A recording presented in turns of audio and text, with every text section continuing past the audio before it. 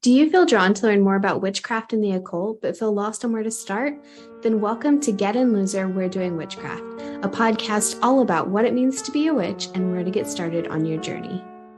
Join us as we navigate through various witchy topics and share what we have learned about the craft. So get in, witches, as we sit down and discuss some easy beginner rituals.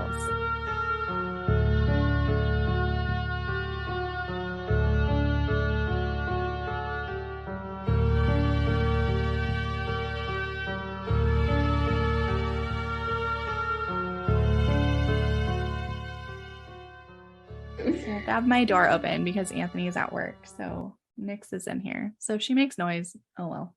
Oh yeah. My husband, I don't think is home, and my kids are downstairs. They're old enough to be downstairs by themselves, but they are also brats, so who knows? And also I'm recording in a room with no furniture because we're moving. So yay. Oops. Sorry if it's echoey. I meant to mention this in the last episode and I didn't. So oops, but if it's echoey, that's why. Let's dive into it. What are we talking about today? I'm like, what are we talking about today? Already forgotten. Well, I mean, we did the research it's been like a week ago. So we're talking about beginner rituals. I love it. Rituals for beginners. Easy rituals, all of it. Mm-hmm. Like we could write the dummy book about rituals. Rituals for dummies. Rituals for dummies. That's the book I need. Mm-hmm. I mean, this podcast episode is basically that. So yeah. That's all you need. So to start us off, a ritual is defined as a religious or solemn ceremony consisting of a series of actions performed according to a prescribed order. Rituals aren't inherently witchy. Many people practice some form of ritual in their lives in the form of like a daily, weekly, monthly, or even yearly routine. So things you can think of in this situation would be like meditation, scheduled self-care, like, everybody has like that hashtag self-care Sunday kind of thing, or like bedtime routines for relaxation. So it's not inherently witchy. Most people have some form of ritual in their life. Sorry about that. Look, we're going to be a mess today. I was trying to move my phone because it made a vibrating noise and I was like, oh God, that was loud. And then I didn't hear it. Hit something else too. So there's that. Nyx is scratching her ear and her little collar is like bing, bing, bing, bing. Of course she is. That's really cute though. She's cute, man. Yeah. And so, back onto rituals, we mentioned a lot in previous episodes how Christianity has borrowed a lot from our pagan ancestors. All of it. And we use the term borrowed very loosely. Stole. Yeah. Stole. But one of the most easily recognized examples when it comes to understanding what a ritual is just to look at the church, especially like in the Catholic Church. There are a lot of different rituals that are completed within the church every week to prepare for service or mass or whatever you want to call it. And these are things that I had to Google because I had no clue what any of this is. And I still don't, but these are rituals according to the Catholic Church. So introductory rites, liturgy of the word, liturgy of the Eucharist, and the communion. And those are all examples of things that are, done weekly, I guess, in Catholic service or mass or whatever you call it. And some of these are also just done during specific holy times or holidays as well. So if you're having a hard time wrapping your head around what a ritual is, or, how you can incorporate it, it's something just as simple as that if you've seen it done in a church. I read this book called The Crooked Path, forever ago. It's The Crooked Path, and it's an intro into traditional witchcraft, and it's by Kelden. And they defined ritual as having many purposes within the practice of traditional witchcraft. When engaging in ritual, we are able to connect with the spirits, with the land, and with the deeper parts of ourselves. Rituals that are done within traditional witchcraft are referred to as ecstatic rituals, meaning that they're spontaneous, they're wild, and they're emotional. When it comes to traditional witchcraft, it's usually something that's just like on a whim or I know like later in the book they described it as like, you know, dancing around a bonfire, or, you know, like chanting something, like if you are trying to protect yourself, or, you know, bringing something into you kind of thing. So it's not like something that's scheduled, essentially, like in, like you were giving with the example with Catholic Church, they do that. I think they do like the communion and stuff like that weekly. I know like growing up in a Pentecostal church, we did communion twice a month. So it was like every other Sunday we did communion. So it was like scheduled. We knew it was happening. In traditional witchcraft, being like ecstatic rituals, they mean that it's like spontaneous, and, you know, just when you're like, oh, I need to do this thing. And so you come up with a spell on a whim and do that thing, or you, whatever it is that you're trying to do. It's not something that you schedule and go forward with. Oh, I like that. So it's kind of like your body is telling you. Yeah. You need to do this. This was probably one of the first witchy books that I read, and it's really cool. Like it's structured very well. It gives a lot of examples. It doesn't like it'll give you all the information, and it'll tell you like what is open, what is closed practice. There's no like gatekeeping essentially in it, but they do let you know like, hey, this is a thing that's like closed practice, so maybe don't do that. But if you do, that's on you, kind of thing. And they give you all the tools and break everything down so that you have a full understanding of like traditional witchcraft as a whole, versus just being like, I feel like a lot of books, there's a lot lacking in, you know, they'll give you some history and some information, but I've read a lot of books where I still feel like, well, I don't fully understand this concept or this particular thing. And I think the Crooked Path does a really good job at explaining things. Also, that title is just perfect. I know. Well, and if you look it up, the cover is beautiful. I think that was the first thing that drew me to it. I was like looking at books. Ma'am. Sorry, guys. She doesn't know how to be quiet, clearly. Yeah. She's like, but Mom. She's like, I have an itch. But yeah, like I was looking at books and I saw the book cover first, and I was like, oh my God, what is this book? And then the title, I was like, okay, I'm going to read this one. And it was really good. I'm glad I read it. Yeah. So some ritual practice do's and don'ts. When researching rituals and books or online, remember to personalize them. Like reading a ritual or a spell, or, you know, how to make a money bowl or whatever, it's great, but it should only be the foundation that you build upon to make a ritual personal to you. Like it's going to be more successful if it holds meaning and value to you versus something that you're just taking from someone else. As a beginner, or even just a reminder for those that are seasoned in their craft, don't overcomplicate the process. Keep it simple. Remember that you don't need to go out and buy a bunch of tools or a bunch of things. Just keep things practical and use what you have. And if you're new to witchcraft, it can seem very overwhelming, especially with all of the content creators online on like YouTube, Instagram, and TikTok. And this is something that we've discussed frequently on the podcast. But being a witch is not all about what you see on TV or what you see online. All you need is intention. So when it comes to these rituals, if you have the intention, then you're halfway there. More than halfway, I would say. And I feel like that's why we constantly say, like, you don't need to buy a bunch of things, because for content, like witchy content creators that we see today, a lot of it is about the aesthetic and owning all these crystals and these tools and these books. And while it's great if you have the resources to purchase those items, it's not necessary. Like, if you take it down to the roots of our ancestors, they didn't have all these things. They didn't have access to crystals from all over the world. They used what was in their own yards. So definitely keep that in mind. Make sure that you feel connected to the ritual and make your ritual work for you. Spend some time focusing your intent on your rituals. Think about what you want to achieve, what you want to release or manifest. Really just put your intent into your work and try to visualize these things happening.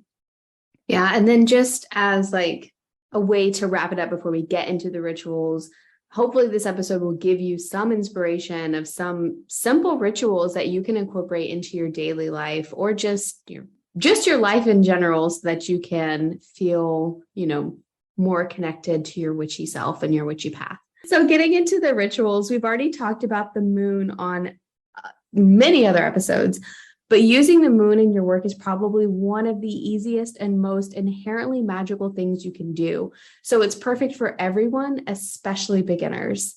The first thing that you can do with the moon, and probably one of the easiest ritual you can do, is making moon water. This is something that you can do regardless of the moon cycle. And the whole purpose of making moon water is because it imbues the water with the energy of the moon. Moon water can be used to drink and kitchen witchery, to cleanse and charge your magical tools, and to use as an ingredient in the spells that you cast. To make moon water, all you need to do is just fill a transparent container, like a jar, with water and set it outside in a place where the moonlight can reach the container. But you don't have to worry about it if it's a cloudy night. Just set it where the moonlight would normally reach it if it wasn't cloudy. So just to kind of briefly go over the phases, as we've mentioned earlier, you can make moon water during any phase of the moon. The full moon is the most common phase that you hear about when people say they're making moon water, but here's a few little tidbits of each cycle. So if you want to cater your spell or intention for creating moon water for a specific spell, this is a great little cheat sheet of understanding each moon cycle. So write down your notes if you want to, but but for the new moon, this is the time of the month where you want to get rid of what no longer serves you. It's all about fresh starts, rebirth, and setting intentions for future projects or goals. The waxing crescent, this teaches us that to achieve our goals, we need to do adequate research and planning. And this is all about bringing what you want into your life. The moon is growing during this phase. And so it's all about visualization and bringing about abundance into your life as the moon is growing. For the first quarter, once we have everything ready, it is time to start working on our goals. This moon phase is that first initial boost of energy that jumpstarts the hard work. This time of month, when the moon is in the first quarter, it's great for energizing spells, growing your own inner energy, and making decisions. The next phase is the waxing gibbous moon. This moon is about focus. It calls us to concentrate our time and effort and energy on the important parts of life to keep balance. During this phase, you should focus your spells on success in all projects, seeking guidance. This could be from your spirit guides, or just getting a sign in general from the universe. And this is all about manifestation rituals and keeping balance. The next phase in the cycle is the full moon, but I'm saving that for the last. And then the next one after that is the waning gibbous. This is the phase of gratitude. So this is all about enjoying what you've achieved and sharing happiness and nurturing with those closest to you. The spells that you cast during this time should be focused on giving thanks, protection, letting go of regrets and guilt. And this is a great time for shadow work and self-knowledge. And the last two are also great for shadow work as well. So the last quarter moon is all about letting go of what is toxic and draining to your energy. Get rid of the energy that is preventing you from moving forward. And again, like I said, this is a great time for shadow work, and spells and rituals during this time should focus on deep cleansing, protection, and banishing. And the last one, the waning crescent moon, this phase reminds us to not overwork ourselves. Resting is necessary, and spells and rituals should focus on self-reflecting, forgiveness, and self-forgiveness. So to kind of backtrack to the full moon, because we're going to talk about a full moon ritual, this phase is at a moment of high power, and our intuition is believed to be more active during this phase. It is the time to harvest the results of our hard work, and spells should focus on goal manifestation, psychic abilities, and divination, and strengthening bonds. Full moons are an ideal time for wrapping up and reflecting on yourself, on your projects, and on your own habits. The full moon's energy helps to illuminate what has and hasn't been working for you. It's the optimal time for self-reflection and then spiritual cleansing. So a simple full moon ritual could be to first just kind of prepare your space, find a comfortable place to sit, grab any of your crystals that you want to include in the ritual or to cleanse under the full moon. Bring your chosen method of smoke cleansing like sage or rosemary, incense, Palo Santo, whatever it is that you use, and cleanse your space. So smoke cleanse it. And then once you feel that it's thoroughly smoke cleansed, then clear your mind with some meditation to help ground yourself. If you can't clear your mind through meditation, try something like journaling to, get all of your thoughts out onto a piece of paper so that you're not constantly thinking about them. Next, write a list of what you want to release from your life and reflect on the habits, behaviors, and environments that are no longer serving you. And then release this from your life by burning the paper with the list on it. Or if, fire isn't an option, if burning something isn't an option for you, you can also just tear it up into several pieces and then just reflect on how you want to move forward and how, you release these things out of your life. So how are you going to keep from falling back into those old habits? That's it. Super easy. That is a super easy ritual. And it's something that you can, if you're like, okay, I want to start including rituals into my work, but I don't know when to start. And I don't feel like, following all of the moon cycles. I just want to focus on the full moon. This is a great full moon ritual that you can do just once a month and then slowly incorporate other rituals as well. All right, so moving on to the next ritual that we're going to talk about, casting a circle. Casting a circle is super easy. It's a beginner ritual that you can incorporate into your spell work. And although it sounds intimidating because of movies and TV and stuff, it is not intimidating or complicated at all.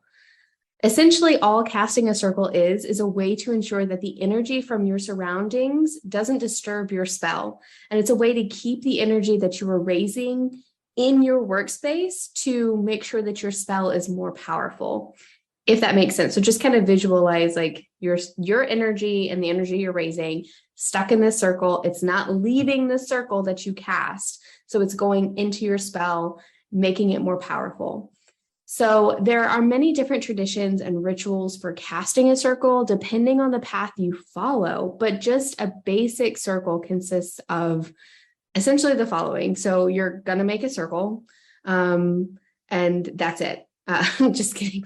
And that's the end of the ritual. That's Goodbye. the end of it. Yeah. So just figure it out. Traditionally, this is done with salt, but sand can be used as well, or even crystals if you have like a crystal grid, or even just using your own visualization works. So really, whatever works for you. I've done circles many a times where I didn't use any salt because whenever I had my altar set up, it was upstairs in my landing before it was packed away by the movers.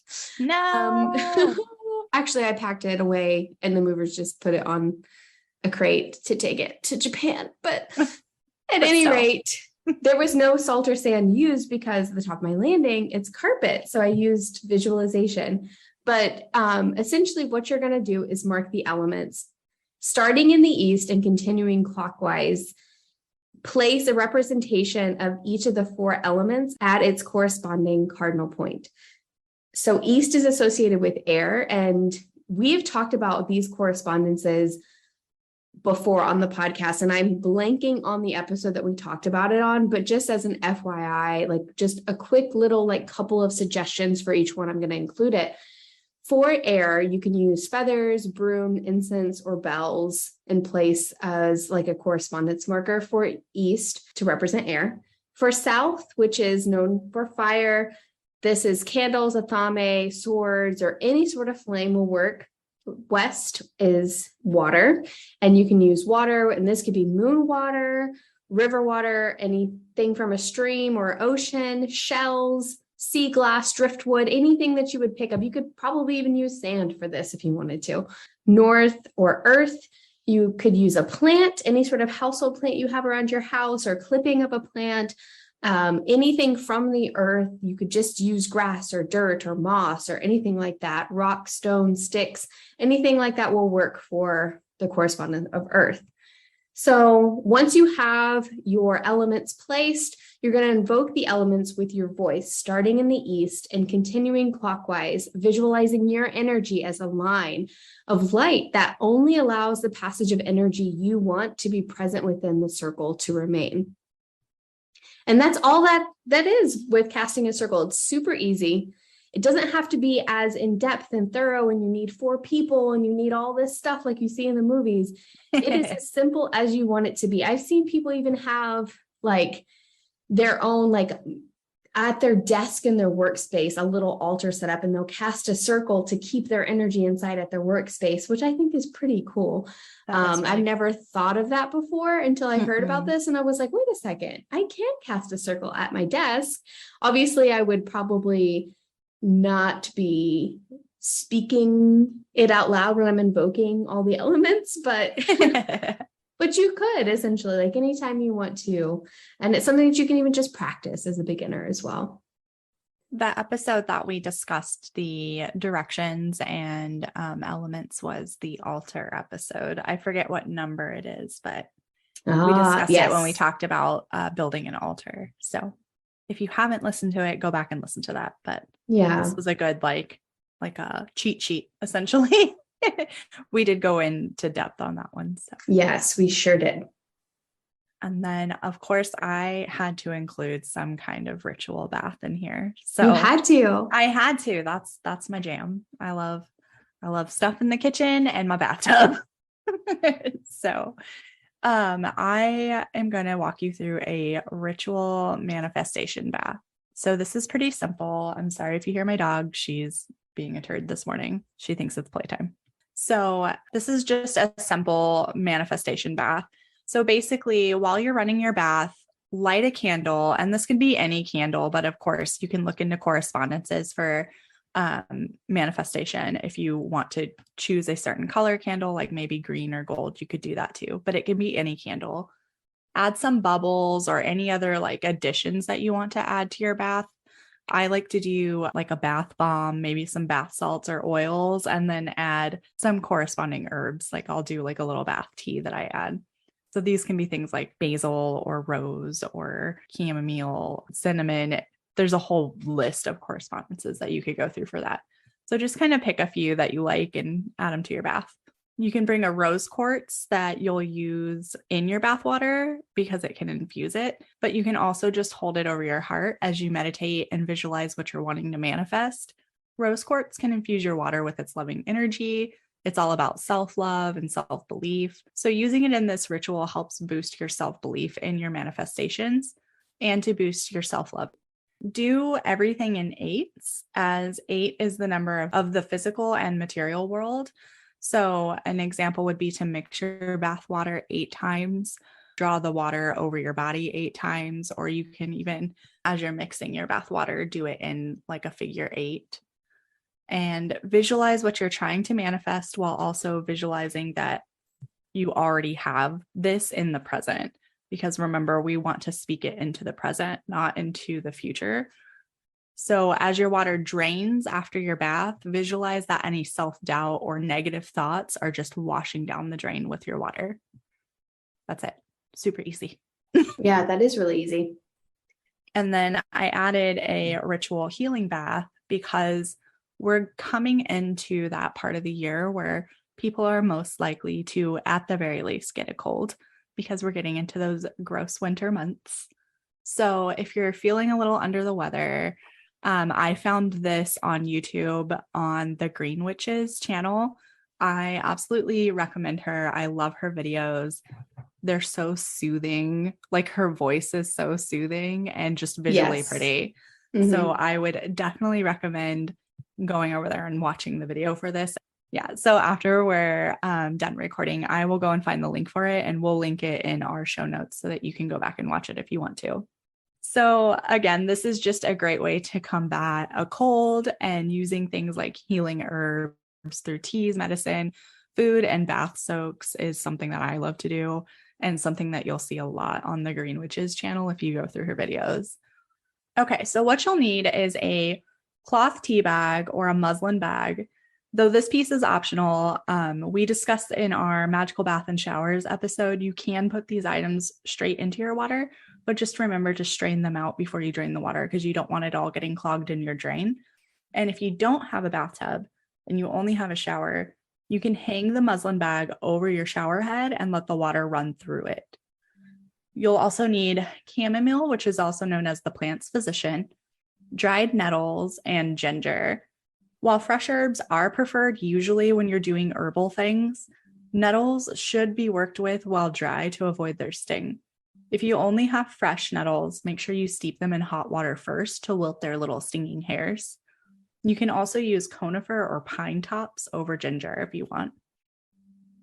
And then you can change any of the ingredients or steps of this ritual to work for you. As we always say, you should use these things that other people put out there, or spells that you find in books, or rituals that you find in books, as a foundation, and build off of them to work for you and to connect with better. Just make sure that you're using healing herbs, obviously, because that's the point of this ritual. Place all of your ingredients into the bag, taking time to put your energy and your intent into the herbs, and then run your bath and place the bag in the bath.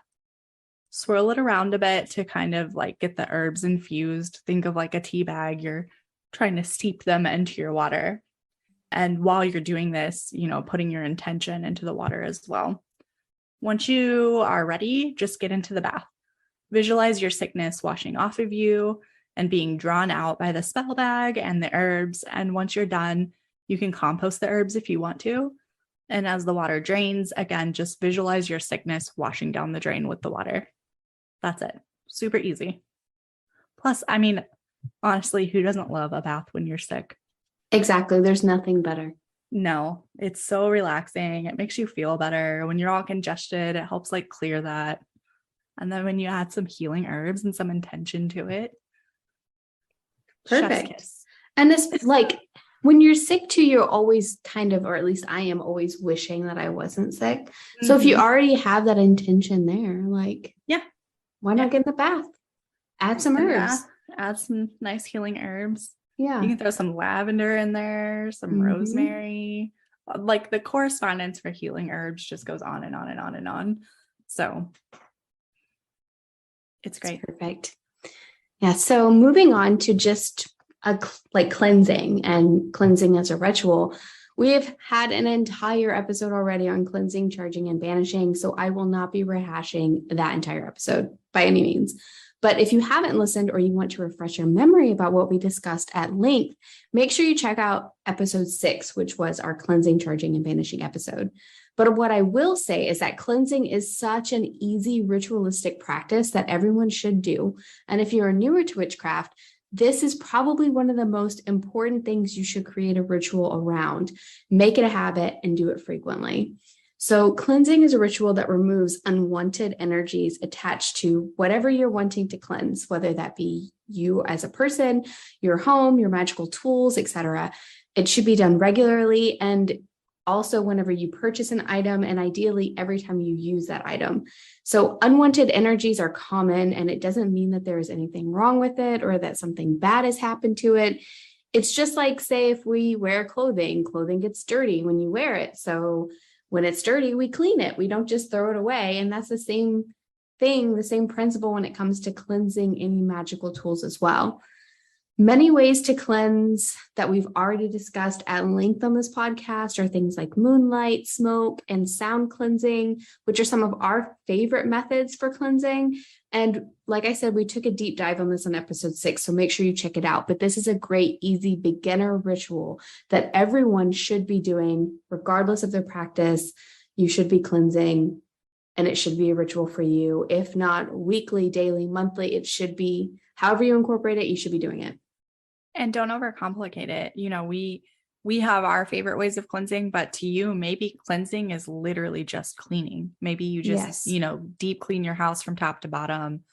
It doesn't have to be a whole, overcomplicated process, especially if you're just starting out. If you're just starting out and you're not really sure, what form of cleansing is what you want to do, experiment with it. Maybe say once a week, every Sunday, I'm going to sit down or not sit down, I guess you'd be going around your house, but every Sunday I'm going to go and I'm going to deep clean my house. And on the first Sunday, I'm going to try smoke cleansing and see how I feel about that. On the second week, I'm going to try sound cleansing and see how, that makes my space feel, how the energies react, or, just try different things, find out what works for you, and then go from there. Exactly. Yes.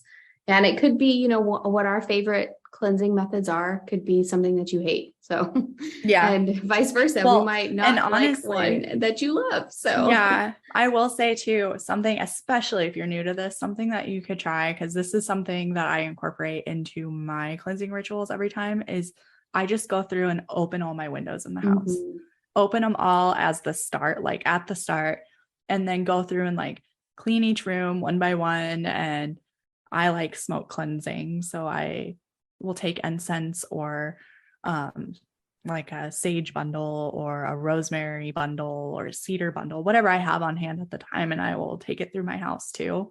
But making sure that my windows are open so that all the stagnant air and energies are releasing from my house, and that the smoke also has somewhere to go so that my fire alarms aren't going off like crazy. Yes. Because we don't want that either. Yeah, and that's perfect. That's a perfect way. Even just opening your windows and shooing the negative air out of your home is fine. It's nice. I love it. Just do what works for you, but also make sure you're doing it, because cleansing is important. It is. And moving on from cleansing, let's talk about amulets and charms, which I think we've briefly touched a little bit maybe on amulets and charms, but not a lot. But so amulets are small items that are commonly used to attract things to you, and they often have magical associations.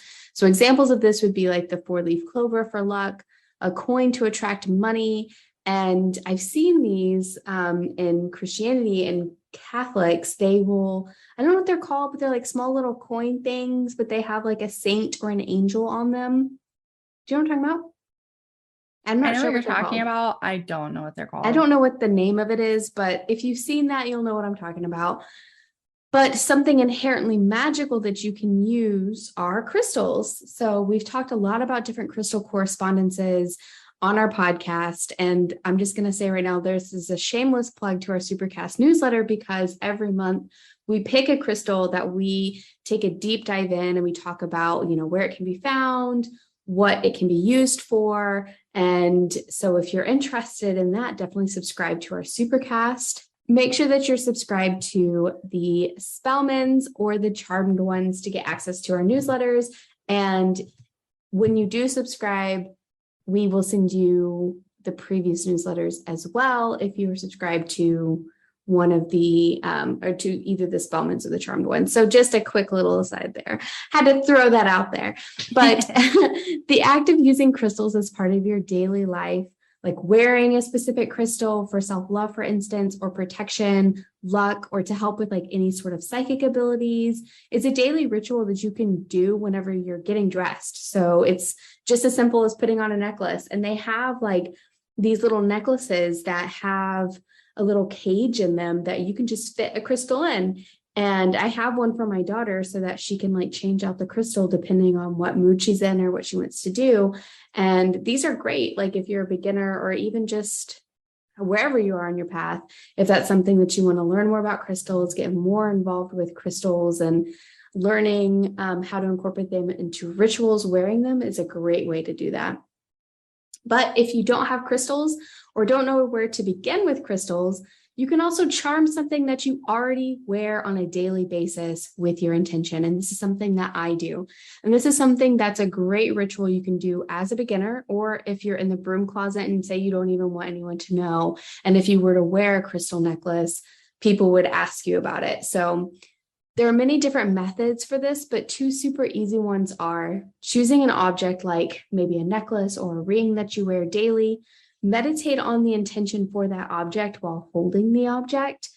And this imbues your intention into that object. So then you just put it on, you wear it around, and whenever you feel the need to recharge it again, then just take it off and do the ritual again. But then another ritual to imbue your intention is through candle magic. And this is super easy. It doesn't sound like it's super easy, but I promise it is. So what you're going to do is you're going to select a candle that corresponds with the intention you want to set for the object. And again, like we've said on this episode, do your research, but also do what speaks to you and make sure you're practicing fire safety.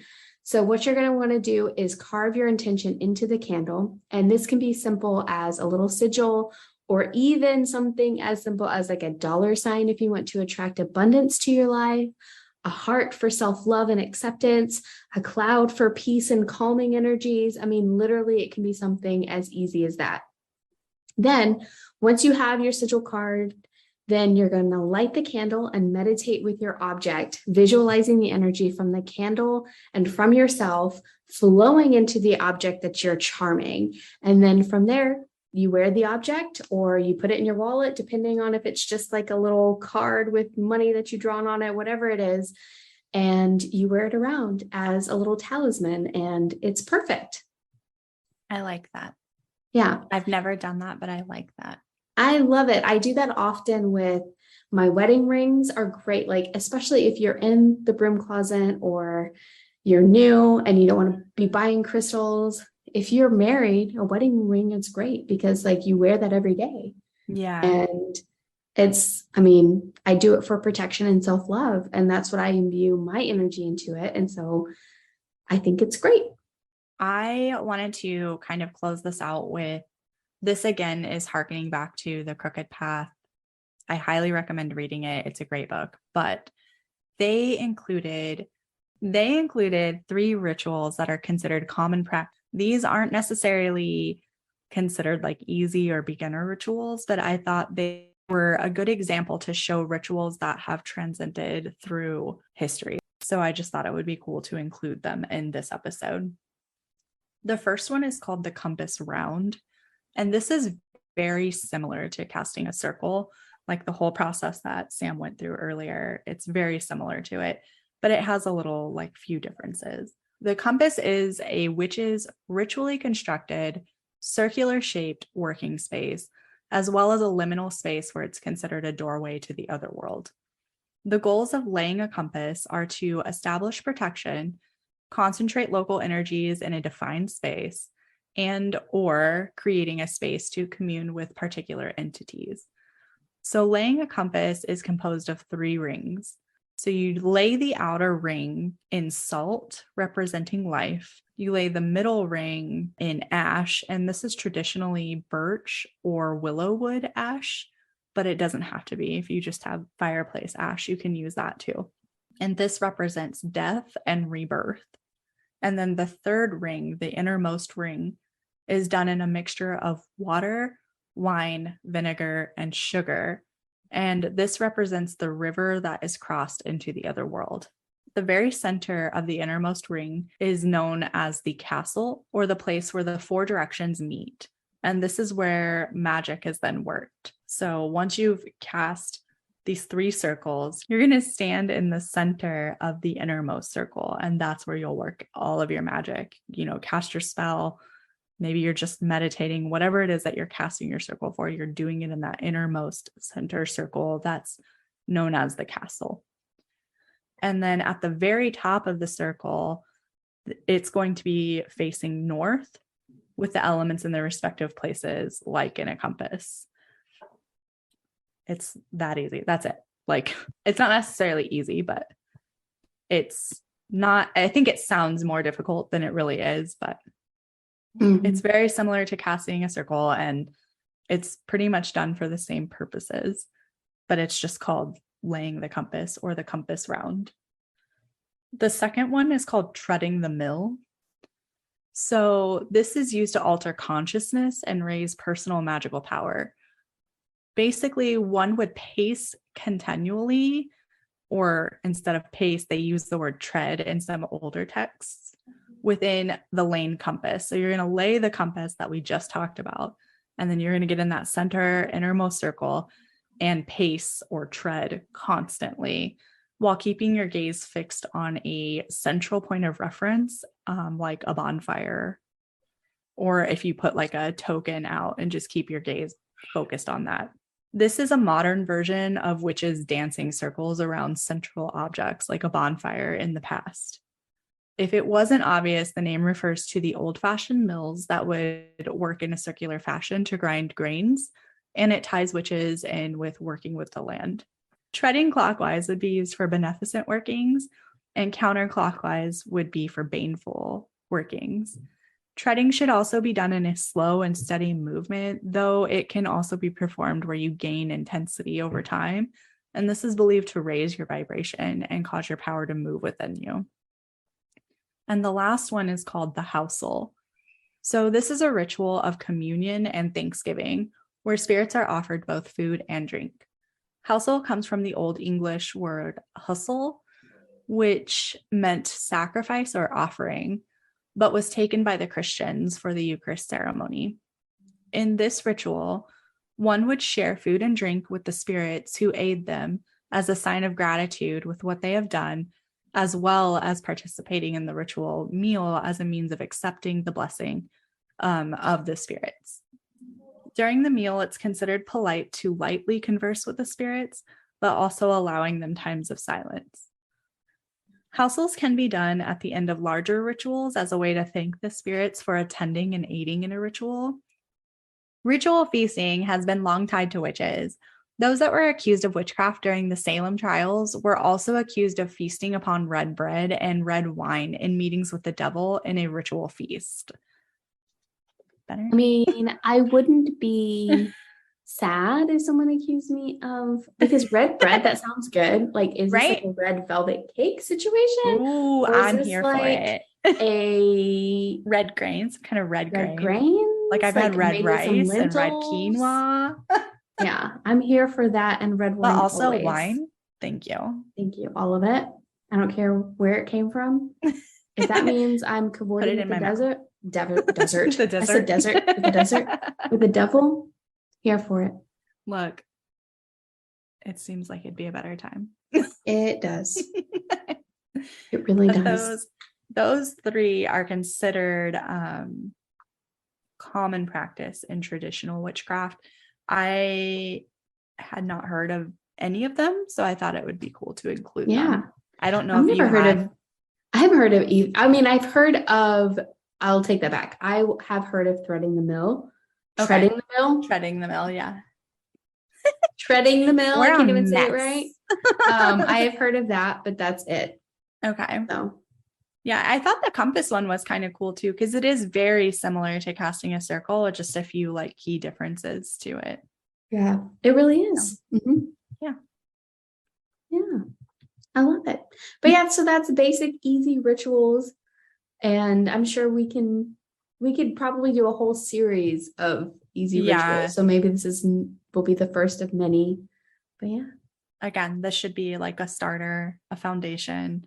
Mm-hmm. Obviously, we only included a few rituals. You can do a ritual for anything. So you really could. Yeah. Maybe if you have something that you want to do, take something that we talked about today and build your own ritual out of it. Use it kind of as the foundation for what you want to do. Change it to how it's going to work for you.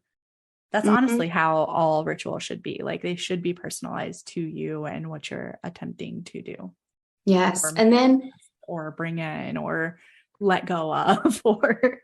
And then once you do, let us know how it goes, because we love to hear from our listeners. So we do. So if you do try any of the rituals that we talk about, or there's a ritual that you do that you want to tell us about, let us know, because we're here for it.